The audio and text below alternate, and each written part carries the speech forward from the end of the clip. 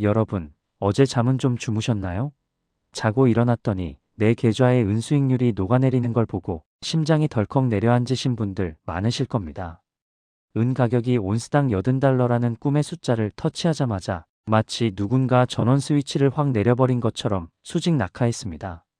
고점 대비 무려 15%가 하루 만에 증발했습니다. 이건 단순한 조정이 아닙니다.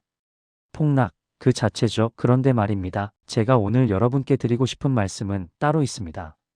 과연 이게 시장의 자연스러운 흐름일까요? 아니면 누군가에 의한 인위적인 브레이크일까요? 결론부터 말씀드리면 이번 폭락의 주범은 바로 증거금 폭탄입니다. 시카고 상품 거래소, 즉 CME가 은선물 거래에 필요한 증거금을 전격 인상해버린 거죠. 이게 무슨 뜻이냐고요? 쉽게 비유해 드릴게요. 여러분이 1억 원어치 은을 사기 위해 내 돈 2천만 원만 있으면 됐는데 갑자기 거래소에서 야 이제 4천만 원 내놔. 안 그러면 강제로 다 팔아버릴 거야 라고 통보한 겁니다.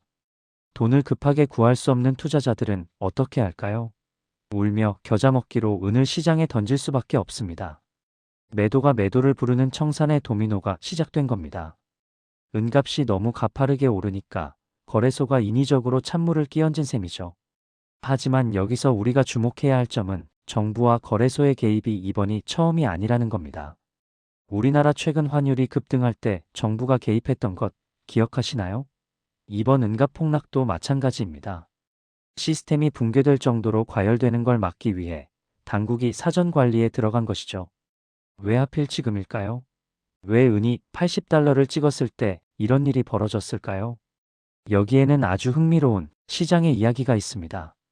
여러분, 일론 머스크가 최근 자신의 SNS에 뭐라고 했는지 아십니까? 은 가격이 너무 높은 건 산업에 좋지 않다고 직접 언급했습니다. 왜 그럴까요? 테슬라의 전기차 그리고 머스크가 추진하는 수많은 첨단 기기들에 엄청난 양의 은이 들어가기 때문입니다.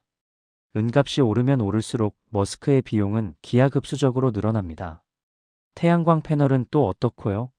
전 세계 에너지 전환의 핵심인 태양광 패널의 전극을 만드는데 은은 필수적입니다. 그런데 은값이 천정부지로 치솟으면 전 세계 탄소 중립 계획에 차질이 생깁니다. 즉, 은은 금처럼 단순히 안전자산이기만 한 게 아니라 현대 산업의 혈액과 같은 존재라는 겁니다. 여기에 불씨를 당긴 건 바로 중국입니다. 중국은 전 세계 은 공급망의 큰 축을 담당하고 있는데 최근 은 수출 제한 조치를 발표했었죠. 미국 또한 은을 전략 물자로 지정했습니다. 공급은 꽉 막혔는데 수요는 폭발하고 있는 상황이었죠. 이런 상황에서 은값이 100달러, 200달러로 가버리면 산업 현장은 마비됩니다. 결국 이번 폭락은 잠깐 멈춰, 너무 빠르잖아라는 강력한 경고 메시지입니다. 하지만 아이러니하게도 산업용 수요라는 펀더멘털은 전혀 변하지 않았습니다. 오히려 공급 부족 현상은 내년인 2026년에 더 심화될 거라는 분석이 지배적이죠. 단기적으로는 증거금 인상이라는 금융적 압박에 눌려 있지만 실물 경제에서는 은이 없어서 못 파는 상황이 계속되고 있다는 겁니다. 이 괴리감을 여러분은 어떻게 해석해야 할까요? 세력들은 지금 이 공포를 이용하고 있습니다. 개미들이 패닉셀링을 하며 던지는 그 물량을 누군가는 아주 조용히 그리고 아주 맛있게 받아먹고 있다는 사실을 잊지 마십시오. 위기가 기회다라는 말 지겨우시죠? 하지만 은시장에서만큼은 이 말이 곧 진리입니다. 자, 이제 가장 중요한 액션 플랜을 말씀드리겠습니다. 2026년을 앞둔 지금 우리는 이 폭락장에서 어떻게 살아남고 또 어떻게 돈을 벌어야 할까요? 첫째, 레버리지를 버리십시오. 이번 폭락에서 가장 크게 다친 사람들은 자기 돈보다 몇 배나 많은 돈을 빌려 투자한 사람들입니다. 증거금 인상 한 방에 계좌가 녹아버렸죠. 은은 변동성이 금보다 훨씬 큽니다. 가난한 자의 금이라고 불리지만 성격은 훨씬 더 사납습니다. 반드시 감당할 수 있는 현금 비중을 유지하며 실물이나 일배수 ETF 위주로 접근하십시오. 둘째, 금-은 비율을 주목하십시오. 역사적으로 금값 대비 은값이 너무 저평가되어 있을 때 은은 폭발적인 상승을 보여왔습니다. 지금 비록 은값이 조정을 받고 있지만 금값 또한 동반 하락하며 비율을 맞추고 있습니다. 이 비율이 특정 구간에 진입했을 때 은은 다시 한번 전고점을 향해 달릴 준비를 할 겁니다. 셋째, 분할 매수의 정석을 지키십시오.